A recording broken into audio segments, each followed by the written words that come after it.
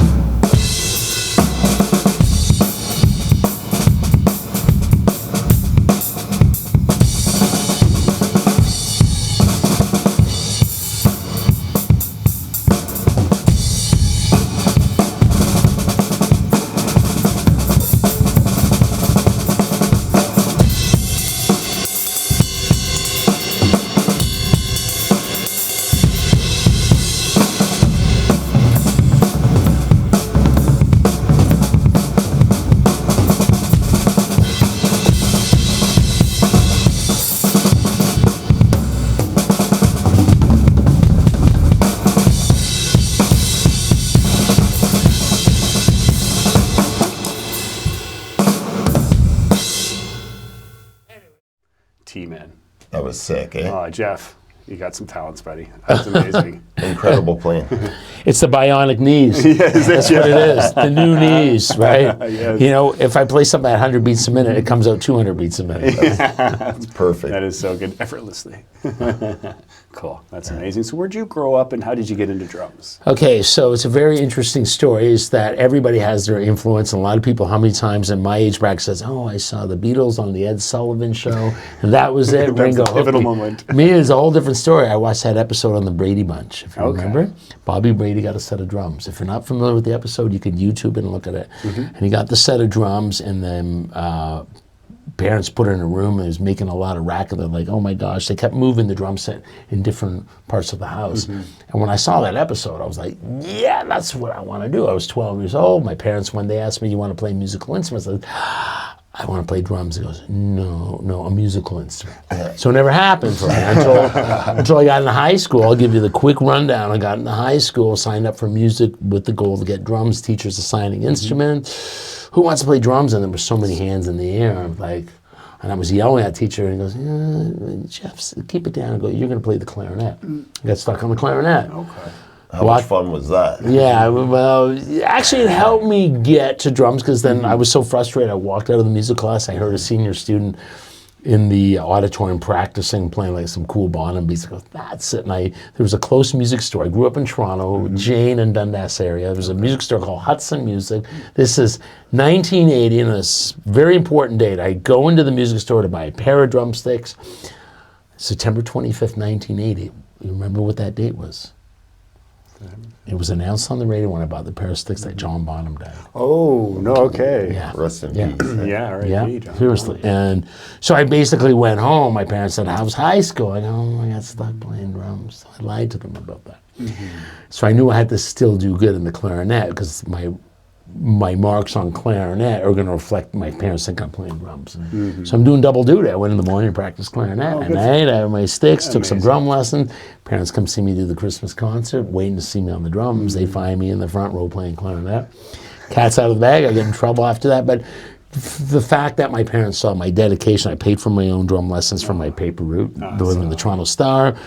And I bought my own first drum set, Westbury kit, with concert toms, the black dot heads, pie plates for cymbals. Nice. That's how it started. It did. So there you go. Yeah. That's cool. And you took lessons. I did, yeah. continuously? So basically, throughout high school, like kind of like drum nerd, and I had this one teacher, and after like 6 months, he goes, "I've taught you everything I can teach." And I'm like, well, I need another teacher. Where am I going to go? And then I went to Long McQuaid downtown when they had the store in Spadina and Bloor. Okay. I said, "You have a teacher," and they recommend a fine gentleman named Dan Bodanis. I don't know if you, great jazz drummer, still close friends with him. He's actually my financial planner.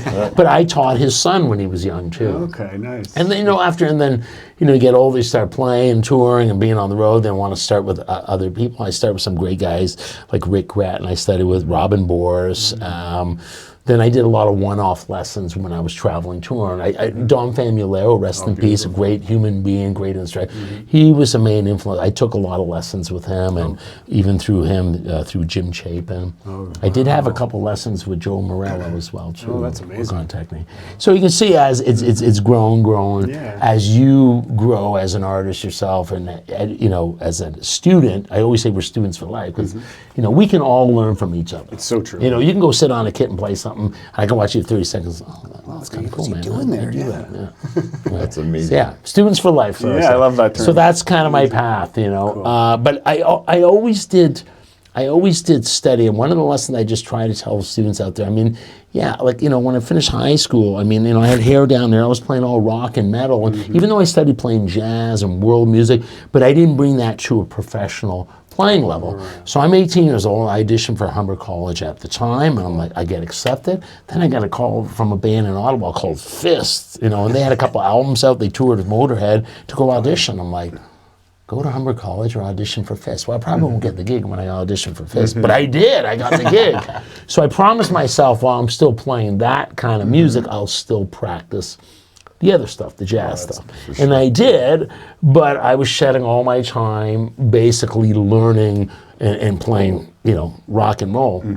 So what made me go back to studying again, I come home from doing a tour, and a guy calls and goes, "Oh, you're in town." He goes, "I need a drummer tonight." I go, "What's it for?" He goes, "A wedding gig." "Oh, what kind of music are you playing?" He goes, "Oh, we're doing a bunch of standards." I go, I'm thinking standards. So he's referring to songs like from the real book, All of Me, Satin Doll, whatever. Autumn Leaves, and I'm like, my standards at the time were Iron Maiden, Scorpions, Motorhead.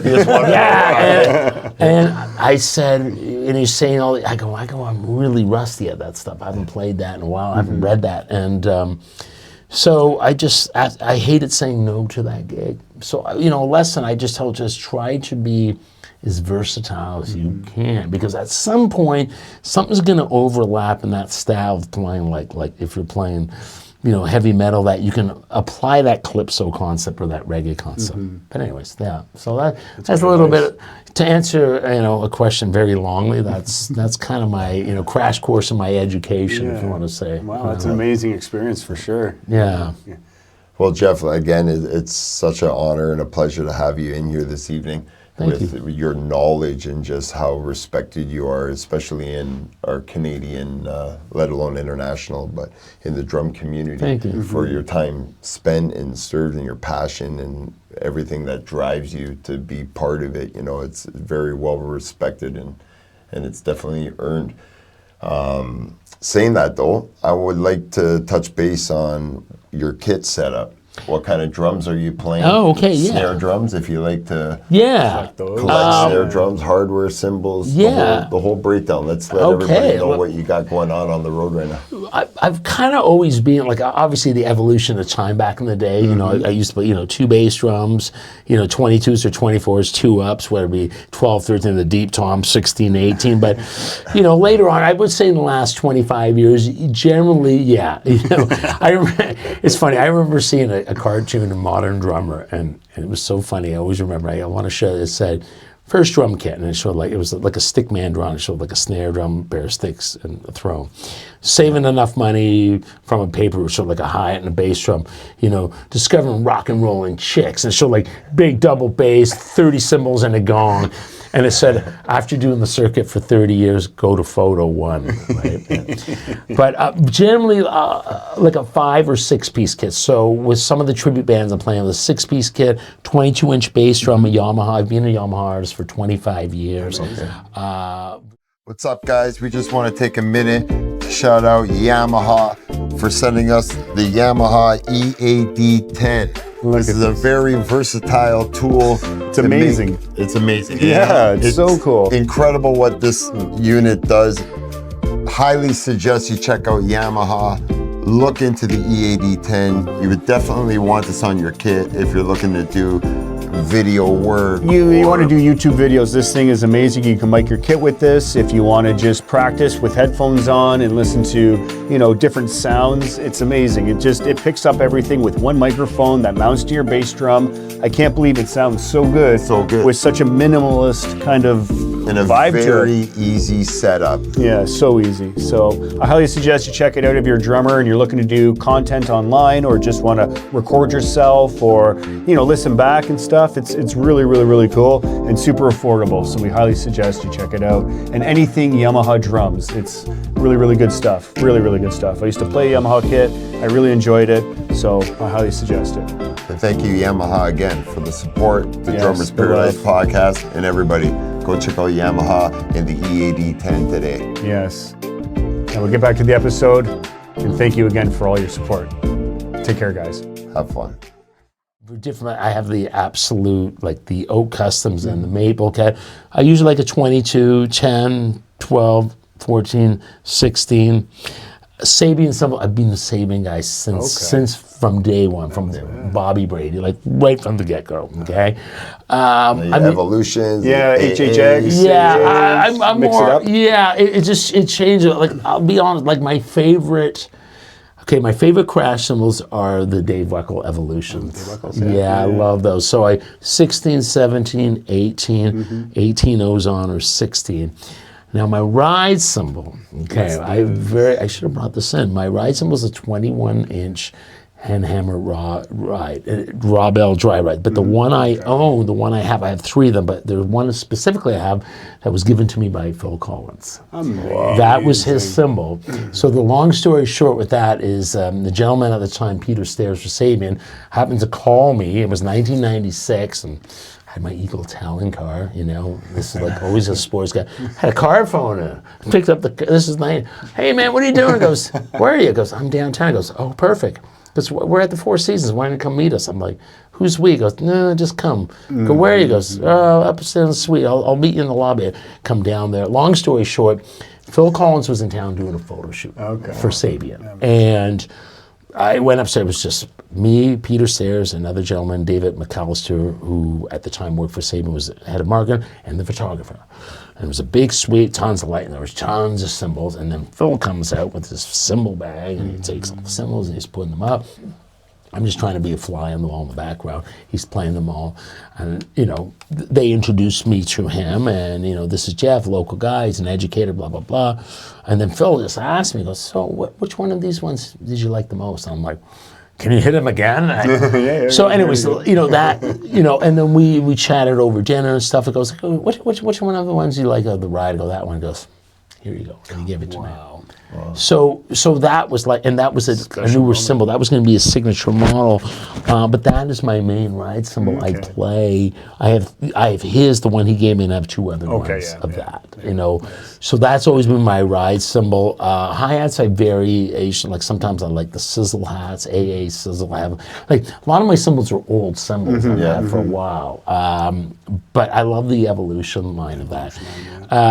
Evans has, I've been Evans guys for years. The Diodero family here, the Davidson family, wonderful to support me. Absolutely. You know, I always change things about like the EMAT on the bass drum, but I love the UV ones or the UV2s. Like those are just beautiful heads. Oh my God, like they're just like the, you know. And then my drumsticks, I've been with Vic first since 1995. That's amazing. And you've got a signature set. So it's kind of funny. So there's a picture. Well, it's me with short. The reason why they put a picture of my head on there. These are like between a 5A, 5B. Okay. Because when you get the snare drum, if you're looking for like the best sound, you just got to hit my head. and then I feel it there. But yeah, great that's generally my setup. Sorry, I said 16, 10-inch splash, 17, 18, ride. And the best part, in my main tribute, I play with the Eagles tribute. The gentleman, very talented, his name is Dean Young, beautiful singer, beautiful drummer. When he goes to play kit, I go play percussion. And guess what? He loves my setup. No one, I play very comfortable, and no one has to change it. Even though he's taller than me, it just ergonomically. It makes sense. He goes, the only thing he changes is maybe opens the hi-hat an extra centimeter. Okay, yeah. But ergonomically, most people feel comfortable. You know, I guess playing over 40 years, it took a while to figure out. Yeah. You know, I used to play a China cymbal behind me, and do one of these, and just like, and catch the stick and then hit it, and like, you know, but.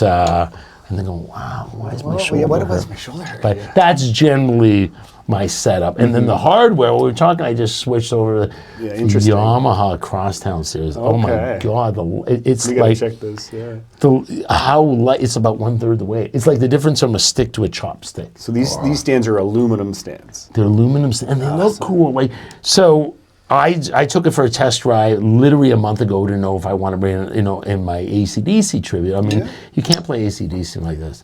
Dun, da, da, da. You gotta like, you gotta push it a little bit. You gotta like show, you know, you gotta get into it and stuff like that. So, anyways, that's the hardware I enjoy very much. Cool.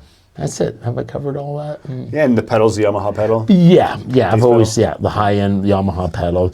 You know what I found over here? Because a lot of the gigs I'm doing, like if they're fly dates, I have a rider and, you know, and this is a list. I think as you get more experience and comfortable with the instrument, you know, you learn to adapt very easily with what you're working with. Like I'll never forget the first time I showed up at a gig in a job where it was like, it was a 4-piece kid, like, oh, where's that second tom? You know what I mean? Like you feel like you now you got to reprogram. You're lost, You know, and then to me, I love it as a challenge. Like sometimes I've done gigs and I'm playing and it's like, you know, for example, what would be an Eagles tune? A lot of Tom stuff. We do Henley stuff. So Boys of Summer, right? And I play the beginning part open hand, and it's like, you know, because I have 4 toms now, I got 2, so I got to like rethink. That's right. What am I doubling up hits on this tom and doubling up hits on this tom? Yeah. So it's good to keep you kind of alert, but nothing's wrong. Worse than, you know, you're playing like, you know, it's like a piano player knows the keys, doesn't have to look. I'm like, oh, when I play drums, I don't. But if I'm on a gig as backline, I don't have, say, that 18. How many times have we like you go to hit something, there's nothing there. Like, oops.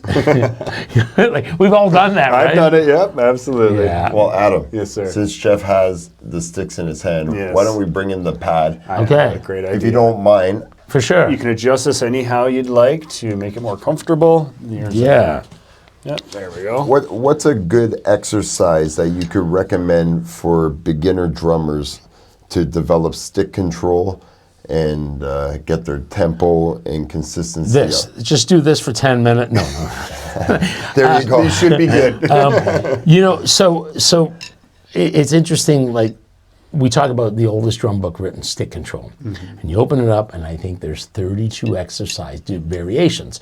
And they're all just written out one bar. You know, the first one is single stroke, right, left, right, left, right, left, right, left. Second one is right, left, right, left, left. And then there'd be the reverse, left, right. And you go down, but the book doesn't really show you all the ways of using it. So whenever I teach someone for the very first time, I call them the 5 sticking vowels, if you want to say. So basically in front of a mirror, you know, hands and like proper grip. Like majority of the students, I would say 99% of all the students I teach them playing match grip, right? You know, the technique of playing German grip where it's basically palms facing down. I'm really like so adamant about proper technique where your fulcrum, this is a straight line, wrap around here. But I show them all the grips, right? You got German grip, face down, French grip, thumbs faced up, in between is American grip. That's right. And you know what the Canadian grip is? Get a hockey stick. Shoot, score. Oh no, tonight, no, Canadian grip. Baseball bat. Baseball bat is the Canadian grip tonight. Baby. So I give, like, just starting someone out is basically 5 sticking patterns, right, left, right, left, right, left, right, left. You know, right, left, right, left. The single barrel, right, left, right, left, right, left. Reverse barrel, right, left, right, left. And the inverted barrel, right, left, right. So I just get them and I draw them out and I says, I want you to practice that for like a minute each. Just not yet with the metronome, just getting them comfortable. The sticks are very loose. And when they come see me the next week, I'm like, okay, we're gonna split a line going like right, left, right, and the next one's left, right, left. Cut a line. We're gonna call this side the A side, this side's the B side. And I get them to pick any tune. One student will say, okay, let's go right, left, right, with left, right, left. So no accents yet, and I get them to try. I'm like, two different sound sources. Get them play this on the ride. Get this on the snare drum. So I'm working around. And then I would say add your bass drum, maybe chord.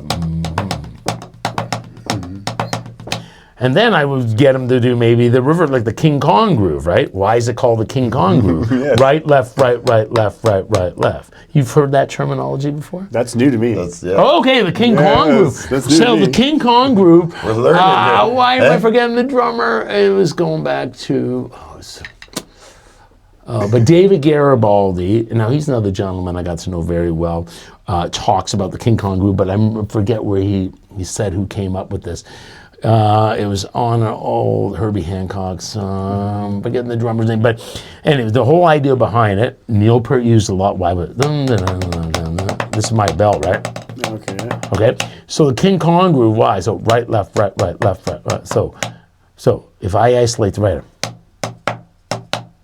when King Kong was on top of the Empire State Building, he was angry. Parents said, Boom, boom, boom, boom. That's why. That's the rhythm he did. So they actually call it the King Kong groove. That's interesting. Yeah.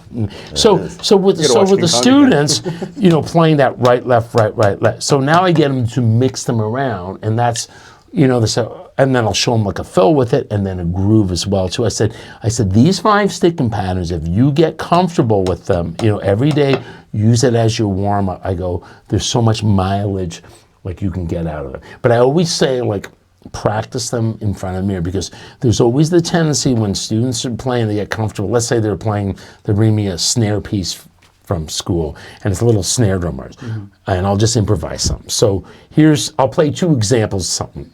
A lot of times they'll do something like this.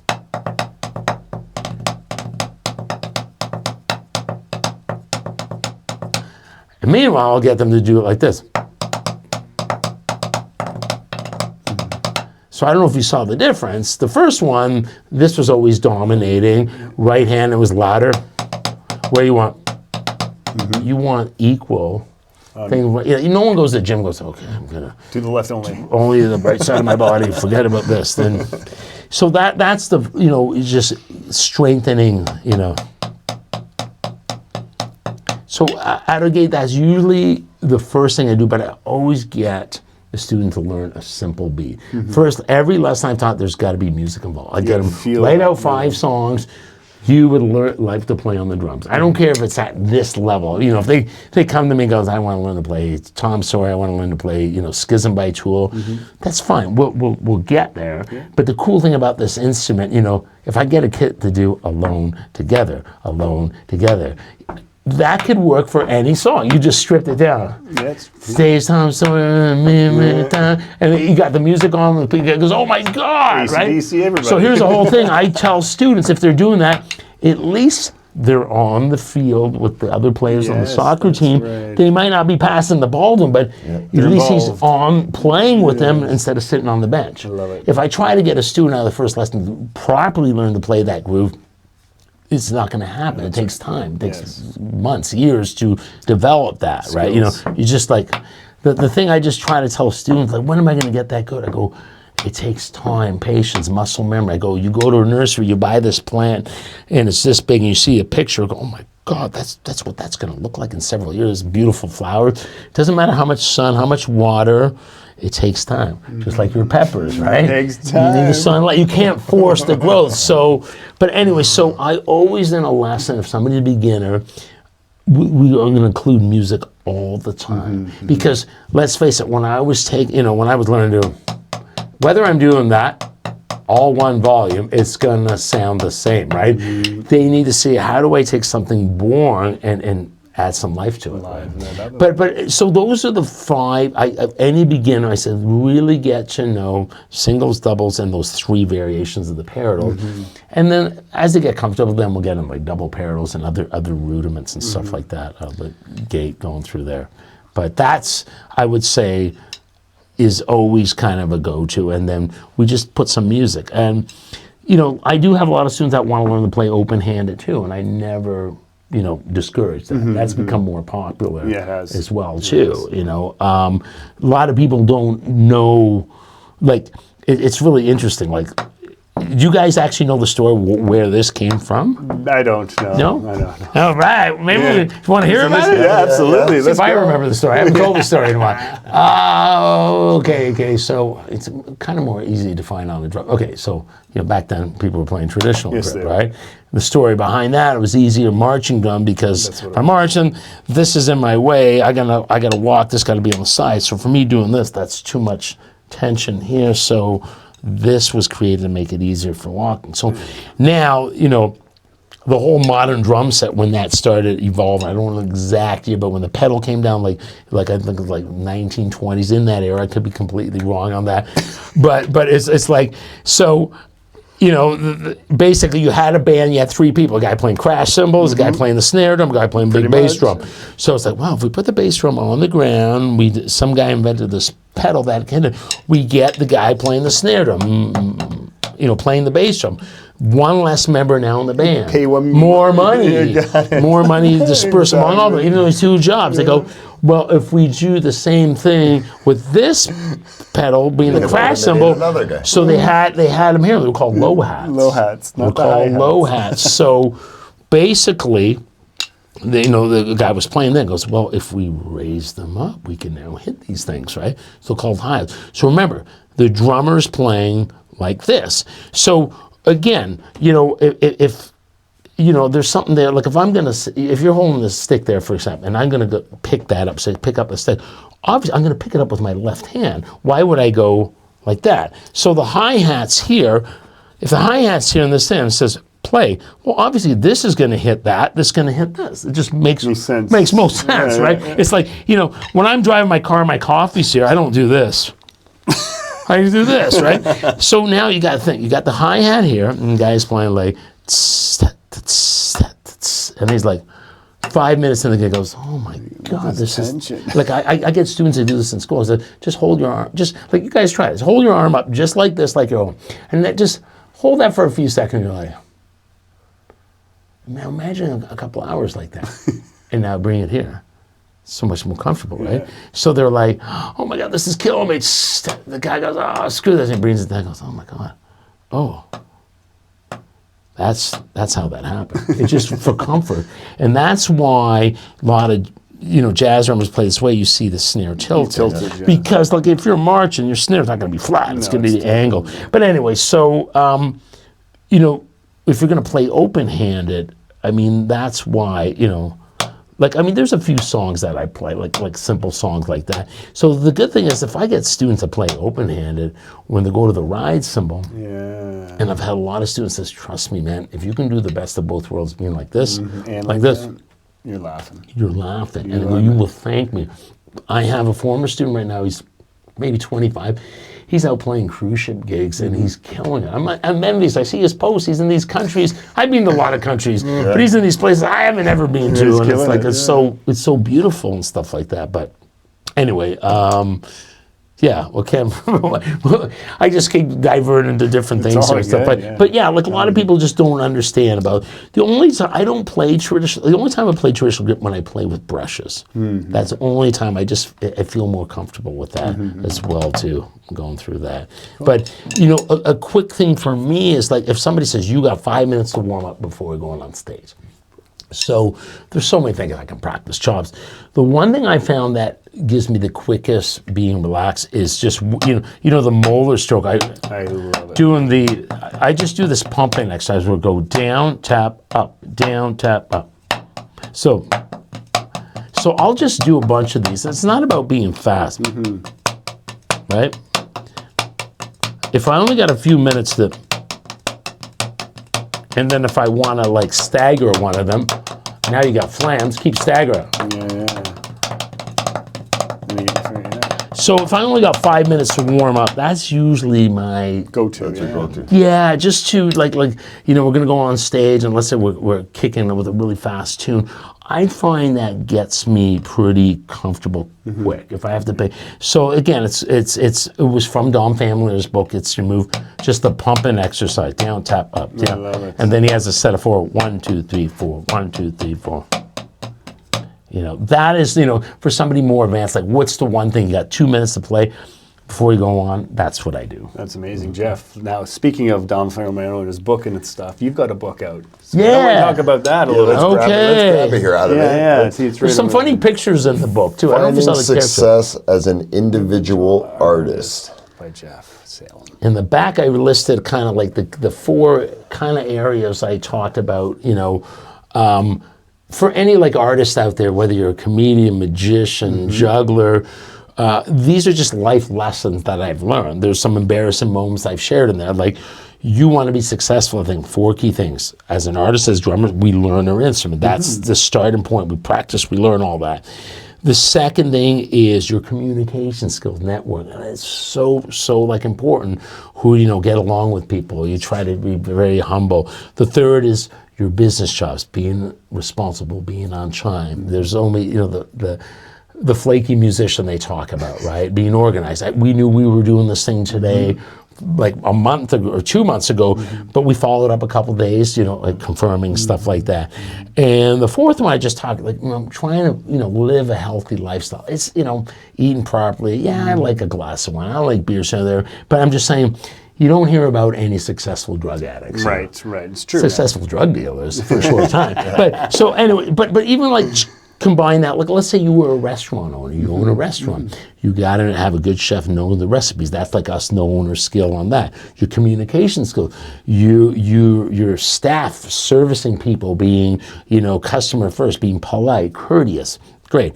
Business thing, restaurant open on time, being clean. Like, so all that kind of ties in. So it's just a short little read. There's some funny photos in there. There's even a picture of me in there when I met Brad Pitt in a washroom in LA. Oh, yeah.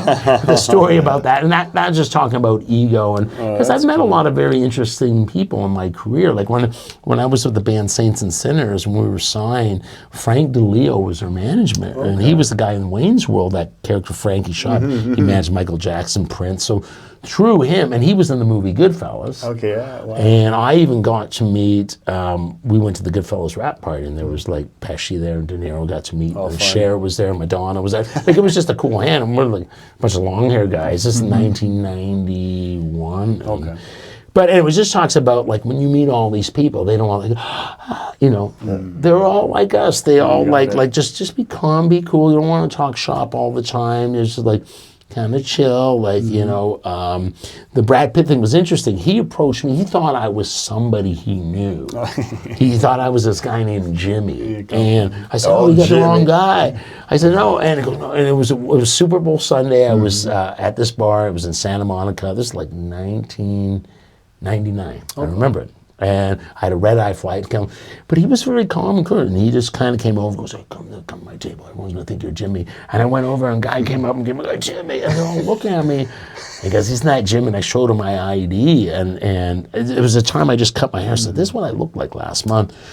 And we were talking about the football game. And the only thing I just shop talk when he poured me a glass of beer. I hung out there for 20 minutes. It's not my crowd. I didn't want to be. I said, hey man, really nice to meet you. And I go, hey, just one thing. Goes, keep making more movies like California. I don't know if you ever saw it. It's a great movie. Yeah, it's like great. some psychotic, you know. That was the only thing I related to shop talk. That was it, with him on that, you know.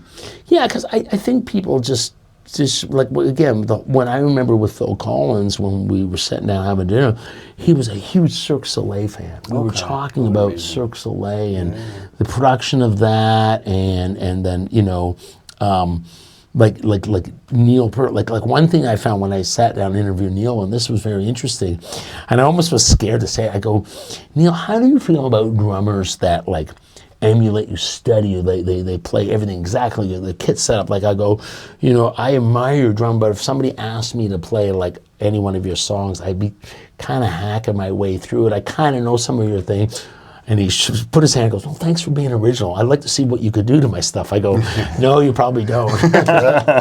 But I just think just folks like that, you meet just, listen, they're no different than you and I. Yeah, they right. get up every day, they got to go to the washroom, they got to eat. Right. You know, they're just, their careers just expose more to the media. And yeah, so I talk a lot about that in there and just strategies and tips and like networking that I think somebody who's trying to make a living out of this can do that. I mean, right now, I mean, people just contact me through just my social media, like Salem Drum. Perfect, and we'll put a link below. Yeah, I mean, sure. I sell for like $10, you know, plus shipping. It's just like a... Make sure you get a copy, Guys, though. you have to pick Again, one up. Find success. Yes.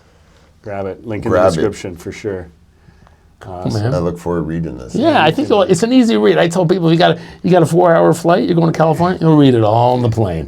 One-shot deal. That's right. And walking off with a smile on your face. Yeah, exactly. 100%. Exactly. And it's a clean read. There's no F-bombs in there. Right. You know. No tour stories. No. That's the second volume. Yeah. That's the same vibe. You have to be 19 to get it. Is there a funny tour story that you're like comfortable sharing? Yeah, with that us? you can Yeah, I got like the whole practical joke thing. I remember when I was playing with Fist. I was very young. I was 19 years old, and they called me Gerber because I was the youngest in the band. And even on my tour jacket had a little baby rattle. And I remember I went on stage almost like one night for Halloween, like wearing diapers as a costume as a baby, and I had a bib and everything. And you know, backstage, everyone's like, "Oh, key drummer," and I goes, "What's behind those diapers?" And I said, "Oh, well, it costs you a beer." And next thing you know, there was like a table lined up. Ladies put like 8 or 9 beers, and I just like flashed them. But this is after playing, so I felt like, you know, George Costanza as the shrinkage from after the pool. So it was like, oh my God, I just got free drinks from like just like flashing. So the next gig, I wasn't wearing diapers. I would wear like maybe bicycle pants. I said to the singer, I go, "Hey man, like if there's girls backstage," he would say, "Yeah, you know," they were much older, man. I was 19, they were in their late 30s. He goes, "Yeah, you want to see what's behind Gerb's pants? Sure, go, costs you a beer." Beers on the table. So I always got free drinks from just flashing. That's amazing. Seriously, yeah. Just showing a flash. Here you go. There you go. Yeah, that was I love it. That's spicy. That's spicy. Speaking of spicy. Hey, I'm nervous. Are you? I'm nervous for this. All right. So Jeff has a hot sauce business, we'll call it. I'm wearing it, yes. You know, brought us some how hot did I sauce get today. into that? Yeah. Fill everybody in on this, and we're going to put a link in the description below, Yeah. so everyone can access some hot sauce. Sure. Because this is tasty stuff, guys. I'm telling you right now. Hey, take a look at that. Look at this. So yeah. So that's a gift box of 4. It's like I have them kind of in the cauldron thing. My last name's Salem. I, of course, got to go with the whole witchy theme. I don't practice witchcraft. I got into doing this. Like I've always been into hot sauces, spicy ones around the world. And I'll tell you an interesting story. I played a show in Antarctica for the millennium. I played with Jazz, Penis, Diana Krall. Dan Aykroyd was the MC on it, Art Garfunkel. Anyways, long story short, I bought a bottle of hot sauce with me that says, excuse my ass in Antarctica, and they showed a guy sitting on a pail of ice, a cartoon character, and all these penguins laughing at them. So I said, I'm bringing this when I go to Antarctica. I'm going to try to get close to the penguin and pose with that. And that picture's in one of my books I wrote for Hudson's Music. Okay. There's a picture of me. I shoouldn't have brought the books. There's some funny photos. Me by Season 3. but holding that bottle of hot sauce by a penguin that says "Ass in Antarctica." I go, I did that. And people are like, where was that taken at the Metro Zoo? I go, no, I was in Antarctica. So I've always been into spicy stuff. How I got into this, I was always frustrated. Sauce, too much water, too much vinegar. Where's the flavor? Complement peppers with fruits and vegetables. All my stuff is clean, natural. So this one is a very rare one. I call this the cremation. There's a picture of a drummer on there burning. It's like one drop. Be burning in a minute. One drop. Okay, I'll go first. One drop is all you need. It's 2 million Scoville. It's gonna like, you know, there's It's gonna what? It's going to feel good. Ow! I feel good. Oh, Damn, it takes a second. holy moly. Yeah, you know what? I can play my paradiddles faster. See, there you go. Paradiddle burn. Yeah. It's got heat, man. That's good. That's good. It tastes good. A little bit tea, you're good. Yeah. Ooh. You're good, bud. You're good. That's what do you think of that, my friend? the cremation. Cremation. You good, T? Woo! That is great stuff, I guys. think I had two drops. A smart man brought the water, so I highly suggest. Not that water's the best. Milk would be better. Checking this stuff out with the link below. Yeah, that's amazing It's stuff. got some heat. It's got some great heat to it. We're in paradise, And not right? just the heat, guys. This has flavor to it. The flavor is great, not just hot. So, yeah. You're sweating. No, I'm good. I can handle this stuff. It's good. I'm hurting. I took too much of that, man. That was good though. There's flavor to it. It's not just hot. It doesn't. Yeah, just there's kick your ass. no extract either. Like a lot of things, people capsaicin and all that. No, this is just everything is natural from the pepper. Right. You know, no feeling the additives pepper. and stuff. Yeah, I'm sure you are. Yeah, that's good stuff. Oh yeah, So that's amazing. I really appreciate you bringing that and sharing it with us. you're welcome. It's super cool, man. It's super cool.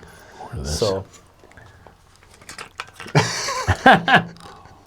That was yummy. I feel like we're on what's that show? You know, the hot, Hot ones Ones. hot ones. with the wing, eh? Okay. But we Yeah. don't eat no wing. So this just- is the hottest one you have, right? Yes, it is. That This is is- definitely. So we just went right to the. the very top. Yeah, We you just went right into death it. metal, like on your Amazing. first lesson. Yes. First lesson, learn to play Slipknot tune. Yeah. You know, We're doing Hurtas. Let's go. yeah, that one's. Ooh, wow! Why does that hit me? Oh, because I didn't eat anything. That's why it's like. That's why. Woo! Yeah. All right. So, I know it's a hard question to answer that I'm going to ask you, but what would 3 of your top drummers be that influenced you and got you into playing drums? Okay. So, first guy, you know, Bobby Brady opened my eyes to like, oh, that's a cool instrument. It's fun. But believe it or not, the first guy was Ian Pace from Deep Purple.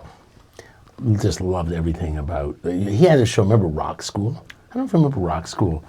It was an English school a show, and it was they would have a guest musician. They would. I remember seeing all different types of guitar player on there, but I remember seeing Ian Pace on there and just playing. He was like one of like. There's so many guys, but as you kind of go through developing your craft. You know, of course, you know, from him, I was always into like bands like Zeppelin, of course, and, you know, into Queen and then all the other bands that came out in the 70s. But drummer, so Ian Pace, and then when I was starting like the gig and play and stuff like that, and get into double bass, I was really big into, I love Mickey D's playing from King Diamond, playing Motorhead and Scorpion, like, you know, and it's really funny because back in the day when we both had long hair and I'd be at the NAMM show, a lot of people mistaken us. And I really went out and go, dude, people think I'm you, you're not me. So, I mean, like, I just loved all the stuff he recorded with, like King Diamond. I just, like, you know. And then, I mean, of course, you know, you got your, you know, your Dave Wackel, your Vinnie Colaiuta, and third, God, it's so... I know it's Can hard. I say 5? Can I say Buddy Rich, Gene Krupa. Yeah, Is there Well, I saw Buddy Rich play live when I'm gonna talk about it in the book. So my drum teacher. Okay, I'll give you the third guy. The third guy, if I had to pick, it's Steve Gadd. But I have a funny Steve Gadd story. But I'll tell you the Buddy Rich. So my drum teacher Dan Bodanis at the Ontario Place Forum, that venue, which is now the amphitheater, which is now is going to be the RBC Center. The Forum was a rotating stage. $5 admission. Here's who I saw play drums. And again, I only been playing the instrument a year and a half, so this was all new exposure. On a Sunday afternoon jazz festival, $5. Here's who was on the bill. Jaco Pastorius, solo band. The open act was UZEB, a fusion band from Montreal. Oscar Peterson, Pat Metheny, and Buddy Rich. Oh, wow. And I saw Buddy Rich play from here to the door. It was like general admission. So me, my teacher, and 5 other 10 students would go down early, take rotations, go to the washroom, get some food. So I never saw drums ever played like that before. And then I saw Chick Corea play with Steve Gadd. And so when I met Steve Gadd, this is an interesting story. This is about, again, when you talk shop, like you know, so this is at Yamaha headquarters like 10 years ago. And all the Canadian artists got invited down. And Steve's sitting in a chair and he's signing like heads. And a lot of guys Yamaha, like great Toronto players at that time, Mark Kelso, I love Paul DeLong, bringing in albums, stuff like that. And I'm in line, and Sean Brown goes, "Hey, did you bring Steve some hot sauce?" And Gad goes, "Oh, it's just the guy who told me about the hot sauce." I was "Hey, I hear you make hot sauce." "Yeah." And we chit-chat, and he says, "How many different flavors?" And he was like very interested about that. Yeah. I said, "You should let me make you a sauce. We'll call it the Mad Bad Gad sauce with 2 Ds, right?" And he laughed, and I gave him a couple bottles. He said, "Oh, that's really sweet of you." And I said, "Steve, I just wanted to say how I first heard about your playing. I remember taking lessons. I asked my teacher, I go, I want to hear drums played on a recording that never heard before. What album should I get?" So he told me to buy a Billy Cobham album, and he told me to buy Chick Corea Friends, and they're that song, Samba Song. I don't know if you know that song. No, I'm not familiar. A beautiful song with a cowbell solo, and paradiddles and everything. It's beautiful. And he's playing it over like a Montuno, that Chick Corea, and I heard that. I go, "Steve, when I heard that, I went and bought 3 cowbells." "Oh, thanks." He goes, "Yeah, so back to your hot sauce. How many different flavors are there?" See, the thing is, he's probably heard that story from people, and he was flattered by it. He was just tired of hearing that story. That's right. So here's something new and exciting, right? Exciting. He was like more interested in what the heck I'm doing with my sauces, right? Which is a good feeling, yeah. So like I said, like a lot of times, people like that, when you're off the stage, you don't want to. So it's interesting because like a lot of times when I do like hot sauce demos and people go, "Oh, you're a musician," and they go, "So who's the best drummer in the world?" Like, I don't want to talk drum. I'm here talking food and songs. Yes, you know what I mean? Like, yes. like there's a time and place for that. That's true. But so I would say those were the 3, like, as a teenager, Then post-teenager, there's another, then again in the jazz, like Elvin Jones, the late great, Jack DeJohnette, and like your Vinnie Colaiuta, your Dave Weckl, and then, when I started doing clinic stuff, I call him the RoboCop of drummers when Virgil Donati broke on the scene, and Horatio Hernandez with the left foot clave. That's crazy. I mean, I got to know that very well in practice and to play that.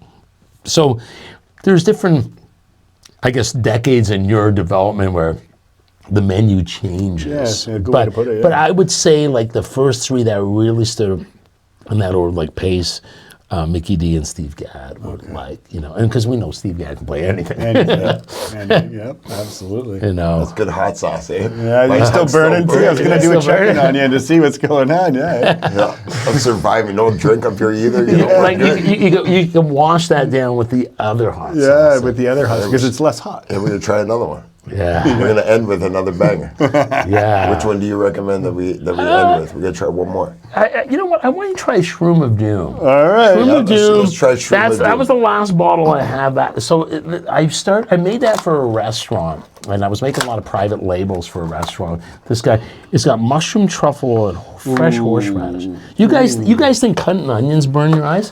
You ever shred horseradish? Oh, it's a nice one, right? Oh my God. Yeah, I know. It's like your eyes are like on fire.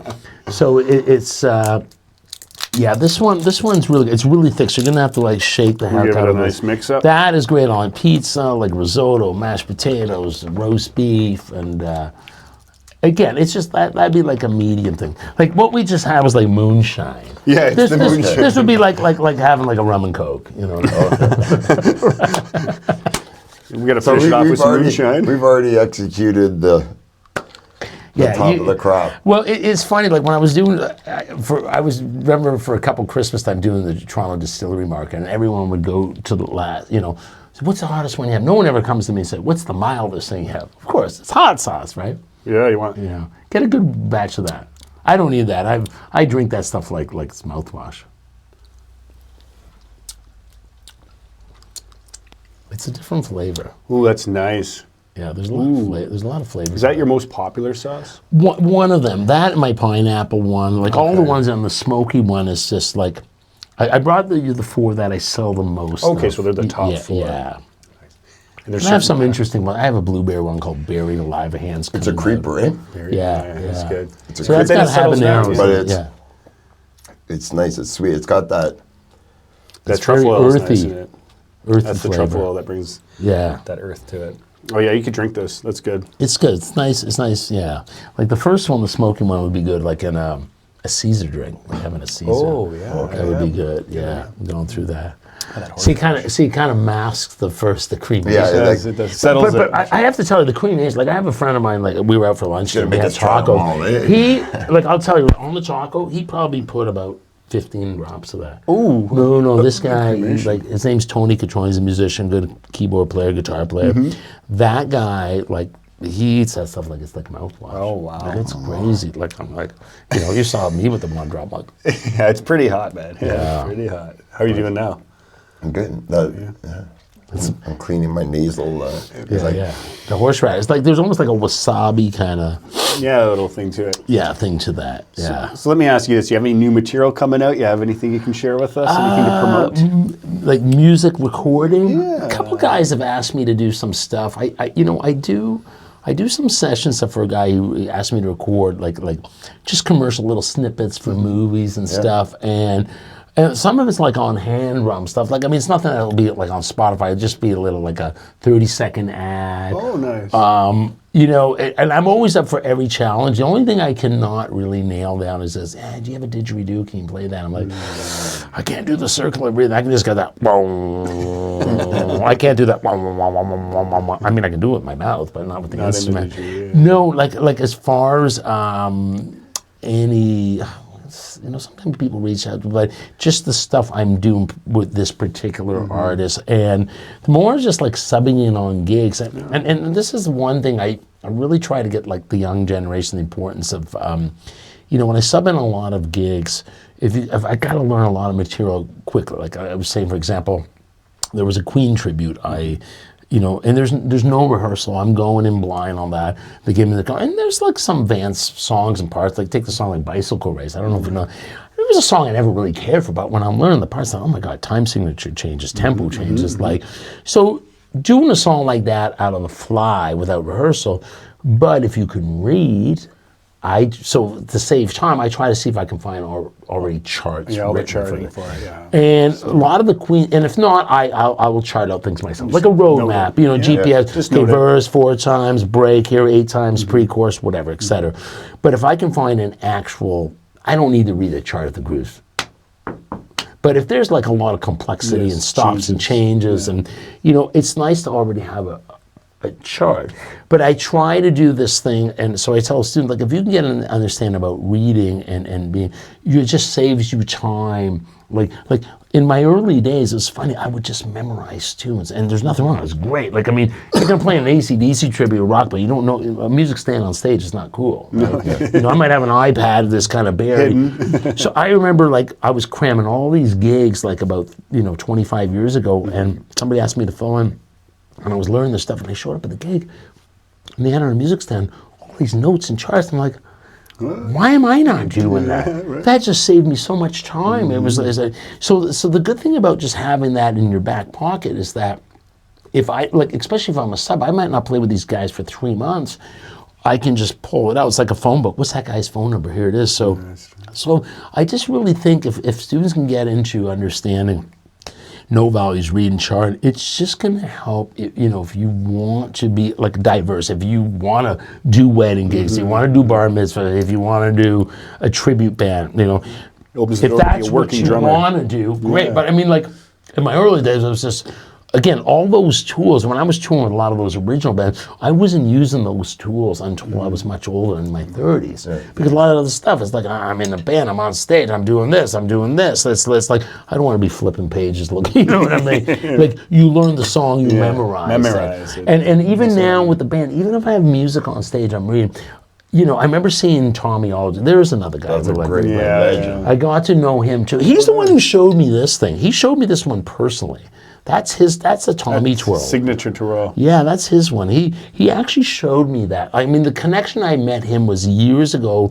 I was living in LA for a short period of time. A girl I was dating was friends with his wife. And it was just so funny because she kept saying, she goes, oh, you should meet my friend, her husband, or her boyfriend's a drummer. And then we went and go, oh my God, it's Tommy Lee, it was Rudy Sarzo. Like, it was just kind of funny that.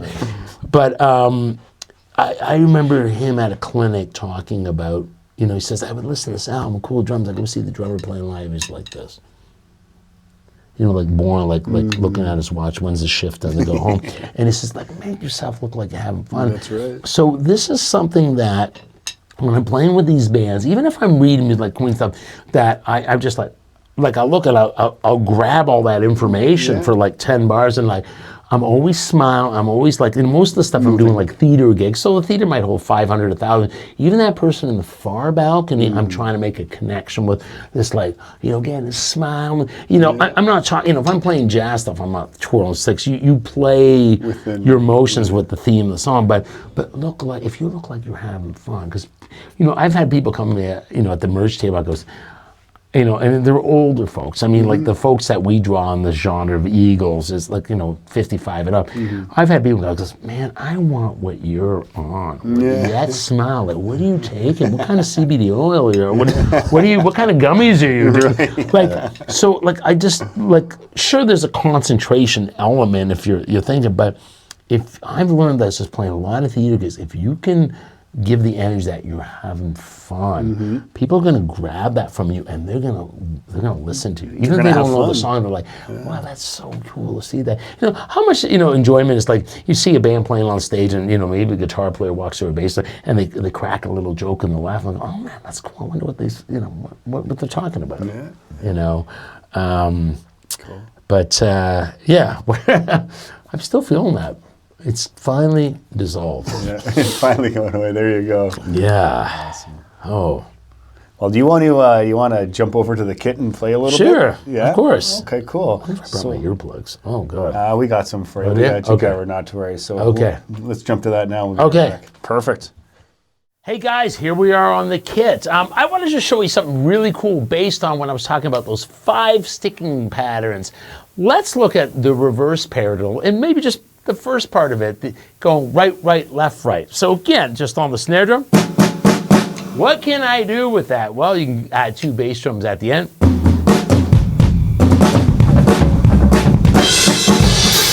do that. Or even cooler, why don't you do this? Make it like a triplet feel. For young kids, I say the word strawberry jam. 1.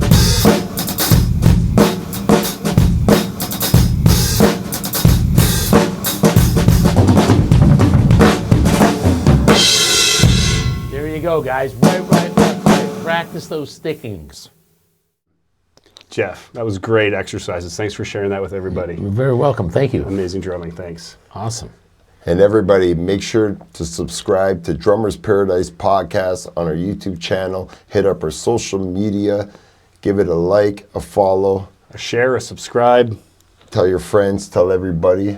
And thanks again, Jeff. You're welcome. Thank you for so coming much. in. But before we go, I think we should... The encore is calling for one more shot. Just cooling down. Maybe not one more shot. Maybe like one more dab. One more spoonful. Tablespoon. Okay. Well, it was kind of rude of me. I went first, and I shouldn't go first. You should go first. It should be the hosts, right? Okay. And I'm gonna squeeze pretty good there. Oh.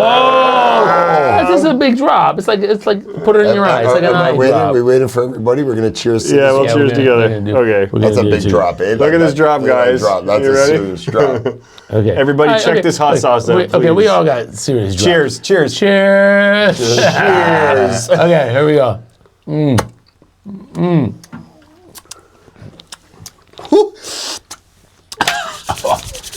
Jeff. If you're interested in my sauces, can I do a plug for that? Yes, please. Salem's Hot Sauces. That's my Instagram, at Salem Hot Sauces. Message me.